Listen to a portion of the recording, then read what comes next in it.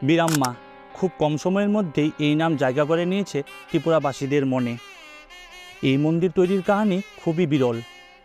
ত্রিপুরাতে কনস্ট্রাকশন কোম্পানির ওনার এসেছিল ওনার কাজের পারপাসে, কিন্তু মা ওনাকে রাত্রে স্বপ্নে দেখায় যে এই মন্দির তৈরি করতে, এবং উনি এই মন্দির তৈরির কাজ ধরে।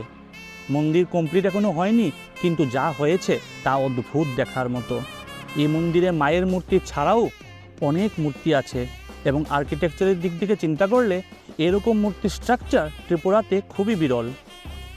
এই মন্দিরে কার্তিক ভগবান থেকে শুরু করে বিষ্ণু নরসিংহ অবতার থেকে শুরু করে হনুমানজির পঞ্চমুখী রূপ থেকে শুরু করে অনেক মূর্তি দেখা যায়।